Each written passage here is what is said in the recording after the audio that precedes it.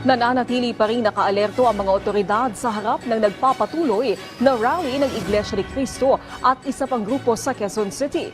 Kaugnay niyan, sinabi ng DILG na ilang individual ang iimbestigahan kaugnay ng panawagan laban kay Pangulong Ferdinand R. Marcos Jr. Si Ryan Lesigue sa sentro ng balita.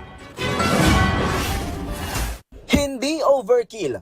Ito ang nilinaw ng Philippine National Police o PNP matapos questionin ng iilan ang higpit ng seguridad na inilatag ng PNP para sa 3 araw na kilos protesta ng Iglesia ni Cristo sa Maynila at United People's Initiative sa People Power Monument. Ayon kay PNP spokesperson Police Brigadier General Randolph Tuanyo, mahigit 13,000 pulis lang ang kanilang ipinakalat na layong bantayan ang mga makikisa sa kilos protesta. Ito po ay para bigyan ng proteksyon yung mga nagrarally natin, ang mga religious na narally natin, para doon sa mga posibleng na nais o manggulo po sa atin.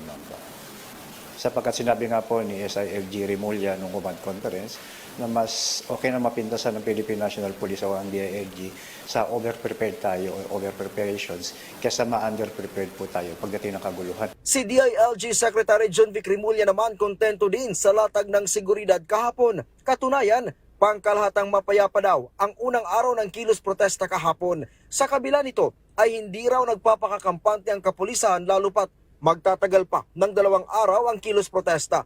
Ginamit aniya nila ang mga natutunan sa gulong nangyari noong September 21. Napakagaling ng mga pulis natin kahapon. Excellent work. Nakita natin walang incidents, maayos ang traffic management, peaceful lang. Kahit anong pinagsisigaw doon sa PPM, wala nagbe-react. Ayos naman. Mindiola, walang lumapit. As we warned, di pwedeng lumapit doon. So okay naman. Kaugnay nito ay paimbestigahan daw ng DILG ang ilang individual na nakiisa sa kaliwat ka ng kilos protesta na nananawagan na pababain sa pwesto si Pangulong Ferdinand R. Marcos Jr. at pag-aaklas ng militar. Ayon kay Remulla, maaring maharap sa inciting to sedition ang mga ito. We will go for truth, accountability, and justice and go through the due process kung sino man kailangan mahatulan dito. Paliwanag ni Remulla, walang puwang sa civil society ang mga ganitong klaseng panawagan. With the freedom of expression comes a sense of responsibility. So calling an act of sedition is not curtailing, it's dangerous to the state. Diba? So yung mga ganyan,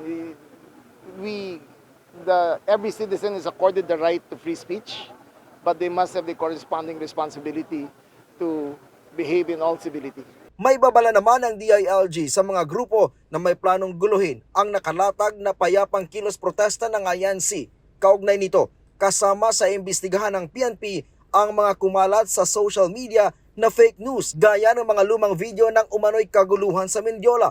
Nauna nang ipinag-utos ni Acting Chief PNP Police Lieutenant General Jose Melencio Nartates Jr. sa Anti-Cybercrime Group na paigtingin ang cyber patrolling. Hindi daw kasi malayong gamitin ng ilang content creator ang 3 araw na rally para mag-post. Gayon din ay magpakalat ng mga gawa-gawang impormasyon para galitin at hikayatin ang publiko na gumawa ng labag sa batas.